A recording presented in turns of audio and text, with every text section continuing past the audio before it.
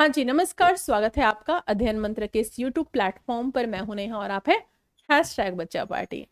तो चलिए, जैसा कि आपको स्क्रीन पर नजर आ रहा है, हम देख रहे हैं माध्यमिक परीक्षा के लिए जो पेपर 1 होगा, किसके लिए? बिहार स्टेट के लिए। वो क्या होगा और पाठ्यक्रम क्या होगा? सिर्फ माध्यमिक ही नहीं बल्कि उच्च माध्यमिक के भी पाठ्यक्रम पर हम विस्तृत तरीके से विवेचना करने जा रहे हैं। सबसे पहले तो ये जान लें कि यह जो परीक्षा है, इसका आयोजन जो होगा वह कितने घंटे में होगा, कितने मार्क्स का होगा, कितने सवाल होंगे। तो आपको बस एक ही शब्द याद रखना है, वो है 150। हालांकि 2 शब्दों से बना हुआ है 150, लेकिन इतना याद रखिएगा कि 150। अब 150 क्या भाई, मैं 150 याद करने क्यों बोल रही हूं? क्योंकि 150 सवाल होंगे, 150 नंबर के होंगे और 150 मिनट में होंगे। कितना अच्छा हो गया ना? जैसे एंटरटेनमेंट एंटरटेनमेंट एंटरटेनमेंट, वैसे ही 150 150 और 150। तो 150 सवाल होंगे।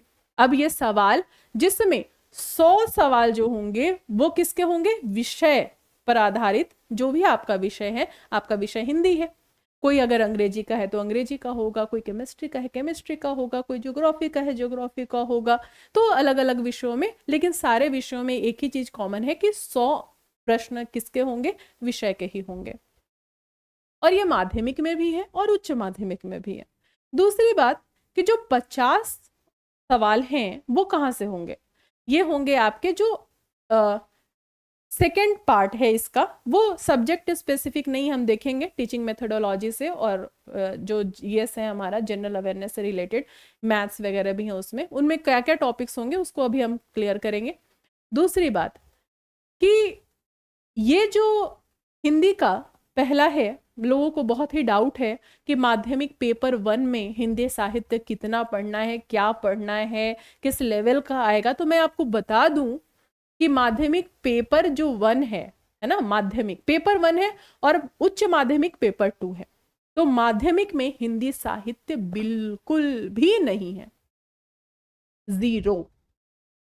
जो भी है वो हिंदी व्याकरण ही है। इसीलिए जो आप ये रास्ता भटक रहे हैं कि पेपर 1 में हमें हिंदी साहित्य का क्या भाग पढ़ना होगा, वो कुछ भी नहीं पढ़ना है, वो पूरा का पूरा हिंदी व्याकरण ही पढ़ना है। ध्यान रखिएगा मेरी इस बात का। अब हिंदी व्याकरण में क्या क्या टॉपिक्स हैं उसको ध्यान रखिएगा। हिंदी व्याकरण में संधि, सबसे पहले देखिए संधि प्रकार सहित जो भी संधि के भेद हैं, और संधि तो पूरे नियमों से ही चलता है। तो आपको व्याकरण के सर बहुत अच्छे तरीके से संधि पढ़ाते हैं, पढ़ाते आए हैं और आगे भी पढ़ाएंगे, तो कोई डाउट ही नहीं है। संधि बहुत अच्छे तरीके से आपको समझा देंगे, सारा ही पार्ट समझा देंगे, समास रचना और प्रकार सहित। अब द्विगु है कि कर्मधारय है कि द्वंद्व समास है कि बहुव्रीहि समास है। जैसे हम कहते हैं ना, पीताम्बर, पीला है वस्त्र जिसका, लोग कंफ्यूज हो जाते हैं, कर्मधारय है कि बहुव्रीहि है। तो सारी चीजें आपको सीखनी पड़ेंगी। संक्षेपण, पारिभाषिक एवं तकनीकी जो शब्दावली हैं वो कौन कौन से हैं, उनके क्या अर्थ हैं, इस पर बात होगी। और उदाहरित वाक्यों में व्यवहृत शब्दों से ऐसे शब्दों की पहचान होगी। मुहावरे और लोकोक्तियां, नाच न जाने आंगन टेढ़ा, नाको तले चने चबाना, है ना, जमीन के पैर के तले से जमीन खिसक जाना, ये सब क्या है? हम आम जिंदगी में भी इसका प्रयोग करते हैं, लेकिन इनके अर्थ क्या हैं, वाक्यों में इनका प्रयोग कैसे किया जाए, और अगर ऐसे वाक्य आ गए उनमें अर्थ पूछ लिया जाए तो आप सही तरीके से बता सकें। वाक्य प्रयोग कैसे करें, वाक्य शुद्धि, ये वाक्य शुद्ध है या अशुद्ध है, कौन सा शब्द गलत है सही है, ये सारी बातें होंगी। पदबंध, वाच्य एवं उनके भेद, वाक्यों के प्रकार, सरल वाक्य किसे कहते हैं, संयुक्त वाक्य किसे कहते हैं, मिश्रित वाक्य, उदाहरणों के साथ, नियमों के साथ आप पढ़ेंगे। शब्द शक्ति, जिसमें सिर्फ व्यंजना दिया गया है, सिलेबस में सामने में दिया गया डॉट डॉट व्यंजना। भले शब्द शक्ति अभिधा, लक्षणा और व्यंजना है, लेकिन सिलेबस में सिर्फ व्यंजना है। लेकिन जानना बहुत जरूरी है कि अभिधा क्या है, लक्षणा क्या है, क्योंकि इन दोनों के बिना व्यंजना समझना मुश्किल है, फिर उसे रटना ही हो जाएगा। तो आप तीनों देखेंगे। अलंकार, अलंकार में स्पेसिफिक आप देखिए कि शब्दालंकार नहीं दिया गया है। अब अनुप्रास, यमक, श्लेष, ये सब नहीं दिया गया, अर्थालंकार दिया गया। और अर्थालंकार में भी 4 ही दिए गए हैं, उपमा दिया गया है। अब उपमेय क्या है, उपमान क्या है, वाचक शब्द क्या है, साधारण धर्म क्या है, ये पूरी विवेचना होगी, तभी जाके आप उपमा सीख पाएंगे। रूपक से उपमा किस प्रकार भिन्न है? उत्प्रेक्षा, संभावना की बात हम जहां कहते हैं, इसमें भी कुछ शॉर्ट ट्रिक है। मनो, मानो, जनो, जानो, जनहु, मनहु, सारी चीजें आपको सर बताएंगे। विरोधाभास अलंकार किसे कहते हैं? छंद। छंदों में आपके सामने दिया गया है प्रमुख वार्णिक छंद, लेकिन डॉट डॉट करके सिर्फ वार्णिक नहीं लिखा गया, यानी आप जितने भी महत्वपूर्ण वार्णिक हैं और मात्रिक हैं दोनों देख लीजिएगा कि किसमें कितनी मात्राएं होती हैं। चौपाई में, दोहा में, रोला में, सोठा में, हरिगीतिका में, मंद्रकांता में, या छप्पय में, कवित्व में, सवैये में, ये सारे प्रमुख हैं। काव्य गुण, अब हमारे अंदर भी बहुत सारे गुण होते हैं तो बहुत सारे अवगुण भी होते हैं, लेकिन काव्य में भी उसी तरीके से गुण भी हैं और अवगुण भी हैं। जहां पर काव्य अवगुणों को क्या कहा गया? काव्य दोष। हालांकि वो सिलेबस में नहीं है, लेकिन काव्य के गुणों से ही सिर्फ आपको वाकिफ होना है। तो ओज क्या है, माधुर्य क्या है, प्रसाद क्या है, कहाँ इनका प्रयोग होता है, ये आपको देखना है। रस आदि, रस बहुत ही महत्वपूर्ण है। रस, जहां पर रस के प्रकार भरत मुनि के अनुसार क्या थे, अन्य कौन कौन से रस आए हैं, उनमें कौन से स्थाई भाव हैं, स्थाई भाव क्या होता है, विभाव क्या होता है, अनुभाव क्या होता है, संचारी भाव क्या होते हैं, विभाव में भी कितने प्रकार हैं, अनुभाव में ये 4 प्रकार कौन से हैं, ये पूरी विवेचना आपको देखनी होगी। अब यहाँ पर जो 50 मार्क्स के यानी 50 अंक के जो सवाल होंगे वो क्या क्या होंगे, किससे संबंधित होंगे? वो संबंधित होंगे आर्ट ऑफ टीचिंग और अदर स्किल्स से।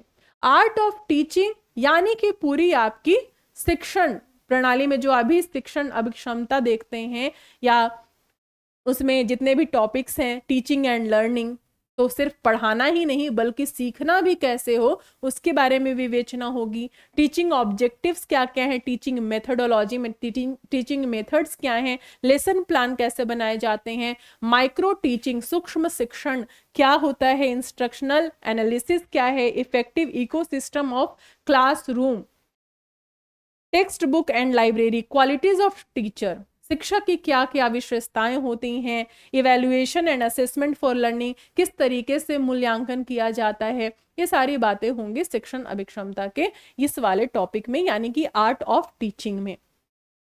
इसके अलावा भी एक करिकुलम है, फैक्टर्स अफेक्टिंग टीचिंग और लर्निंग। इन दोनों को, शिक्षण को और सीखने को और सिखाने दोनों को कौन से फैक्टर्स हैं जो अफेक्ट करते हैं। तो ये जितना भी टॉपिक है वो इंग्लिश में ही लिखा है, और सारे विषयों में आप देखेंगे, चाहे आप कोई भी विषय खोल के देख लीजिए सिलेबस में, सब में इसी तरीके से ये वाला पार्ट कॉमन ही है। और एक और लास्ट पॉइंट है इसका, teaching ads and hands on learning. ये पूरा आपको टीचिंग का पार्ट सर पढ़ाएंगे, जो हमारे टीचिंग के सर हैं। Other skills, general knowledge, environmental science, mathematical aptitude and logical reasoning.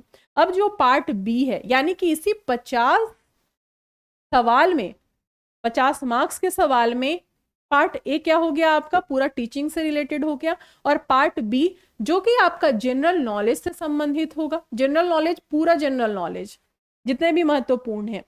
Environmental science EVS से रिलेटेड होगा, और पूरा ईवीएस में जितना भी महत्वपूर्ण है वो पूरा होना चाहिए। मैथमेटिकल एप्टीट्यूड पूरा, और लॉजिकल रीजनिंग, एनालिटिकल रीजनिंग नहीं है, लॉजिकल रीजनिंग है। तो इसके भाग से संदीप सर से आप अवगत हो ही जाते हैं। तो कई सारे शिक्षक आपको, क्योंकि ये सारे पार्ट्स मैं तो नहीं पढ़ा रही हूँ, और मैं इसमें से, क्योंकि ये माध्यमिक पेपर 1 है और मैं क्योंकि हिंदी साहित्य पढ़ाती हूँ, तो व्याकरण की क्लास आपको मिलेगी, जो हमारा सब्जेक्ट का है 100 मार्क्स का, वो आपको क्लास मिलेगी सर के द्वारा। और आप सभी जानते हैं हमारे व्याकरण के एक बहुत बड़े महारथी हैं, नाम बताने की जरूरत नहीं है क्योंकि उनका काम ही बोलता है। चलिए आगे बढ़ते हैं। अब चलते हैं हम सिलेबस 4 क्या है, उच्च माध्यमिक पेपर, यानी उच्च माध्यमिक के लिए जो हमारा सिलेबस होगा। अब ठीक वही पैटर्न यहां पर भी है, 100 मार्क्स 50 मार्क्स, यानी कुल 150 मार्क्स के। 100 मार्क्स जो संबंधित है हमारे विषय से। अब आएगा हिंदी साहित्य। तो सिर्फ हिंदी साहित्य ही नहीं है, इसमें हिंदी व्याकरण भी है, पर व्याकरण का भाग ज्यादा नहीं है, लेकिन हिंदी साहित्य का बहुत बड़ा भाग है उच्च माध्यमिक के लिए। उच्च माध्यमिक में आप सबसे पहला पाठ देखिए, हिंदी साहित्य का काल विभाजन और नामकरण। ये जो आदिकाल, भक्ति काल, रीति काल और आधुनिक काल आप पढ़ते हैं, ये काल विभाजन कैसे हुए, शुक्ल जी ने कैसे किए, द्विवेदी जी ने कैसे किए, सबसे पहला प्रयास किसने किया, और जो नामकरण की समस्या रही, जैसे आदिकाल में किसी ने आदिकाल कह दिया, वीर गाथा काल कहा, चारण काल कहा, संधि एवं चारण काल कहा, आपका वीर काल कहा, भ्रंश काल कहा, बीज वपन काल कहा, आधार काल नाम दिया, जैसे कई नाम आए, उद्भव काल आया। ये सब नामकरण की समस्याएं क्या क्या रही, इन पर हम बात करेंगे। आदिकाल, भक्ति काल, रीति काल की प्रमुख प्रकृतियां लिखा हुआ है यहाँ पर, हालांकि प्रकृतियां नहीं प्रवृत्तियां होनी चाहिए, तो थोड़ी सी यहाँ पर मिस्टेक है। एवं रचनाकार, प्रमुख प्रवृत्तियां और रचनाकार, प्रमुख रचनाकार होंगे। आधुनिक काल में भरतेंदु लिखा है, लेकिन ये भरतेंदु नहीं, यहाँ भी मिस्टेक किया गया है, भारतेंदु युग होगा। द्विवेदी युग, छायावाद, प्रगतिवाद, प्रयोगवाद और नई कविता। ठीक है, यानी कि जो हमारा 1850 से दौर चलेगा वो आगे तक जाएगा लगभग 1960 तक, क्योंकि साठोत्तरी कविता नहीं दी गई है 1960 के बाद की। हिंदी गद्य की विविध विधाएं में प्रमुख विधाओं में सारे के सारे हैं, यानी उपन्यास, कहानी, नाटक, निबंध और आलोचना। ये पांचों दिए गए हैं, 1 2 3 4 5, ये पांचों प्रमुख विधाओं में आते हैं। और नवीन स्वरूप में गद्य के, क्योंकि गद्य की अन्य विधाओं में अब संस्मरण, रेखा चित्र, जीवनी तो है ही है, लेकिन इसके अलावा भी आते हैं हमारे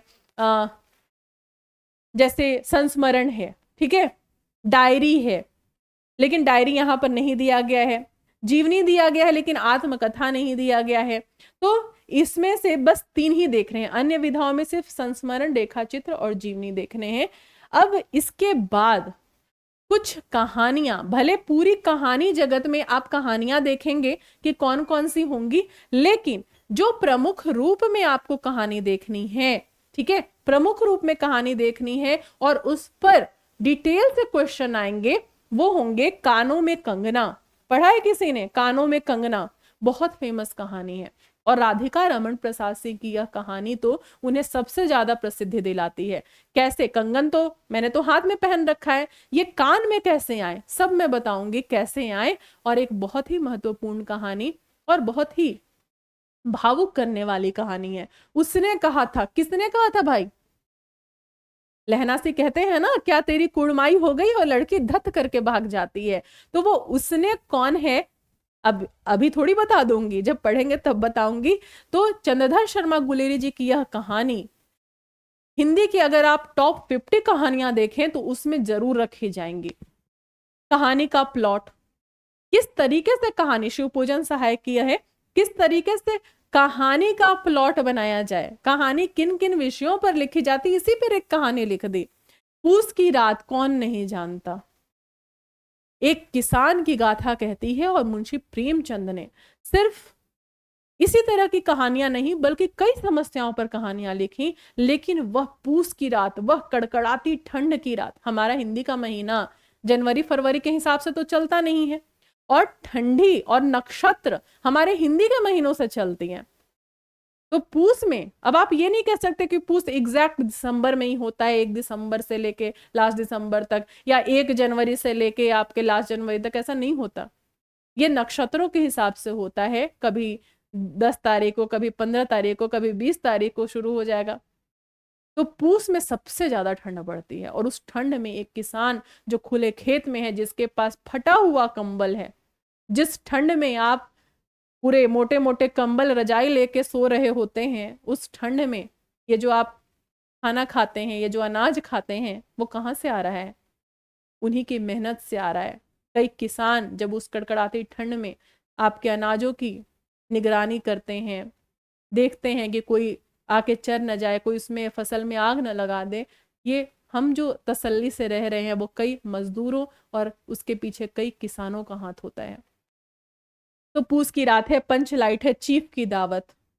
आज के समय में भी चीफ की दावत, भीष्मसानी की यह कहानी बहुत प्रासंगिक है, जहां एक माँ को कूड़ा करकट मात्र समझ लिया गया। तो ये तो कहानियों की बात हुई और हर कहानी पर विस्तृत तरीके से बात होगी। चयनित उपन्यासों में गोदान कौन नहीं जानता, त्यागपत्र इस पर तो फिल्म बनी है। मैला आंचल रेणु जी का यह उपन्यास, सिर्फ यही नहीं बल्कि गोदान और मैला आंचल तो कौन सा ऐसा विश्वविद्यालय होगा जहां मास्टर्स के सिलेबस में ये नहीं होगा, विरला ही ऐसा कोई विश्वविद्यालय होगा। चयनित नाटकों में चंद्रगुप्त कौन नहीं जानता प्रसाद जी को। आषाढ़ का एक दिन, इसे तो रंगमंच पर कई बार खेला गया, कई जगहों पर खेला गया। आप दिल्ली आइए, अगर दिल्ली में हैं तो मंडी हाउस पर जाइए जहां पर थिएटर्स काफी आपको मिलेंगे, वहां पर कभी ना कभी आप देखेंगे 2-3 महीने के अंदर में, 6 महीने के अंदर में कि आषाढ़ का एक दिन जरूर खेला जाएगा किसी भी स्टेज पे।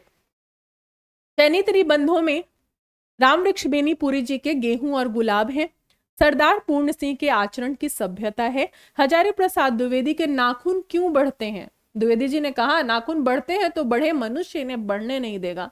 आखिर ये नाखून किसका प्रतीक है? इस नाखून की बात नहीं हो रही है, ये प्रतीकात्मक है। किसके प्रतीक की बात हो रही है? सब पर बात होगी हमारी, श्रद्धा और भक्ति। श्रद्धा क्या है और भक्ति क्या है, इस पर बात हुई है।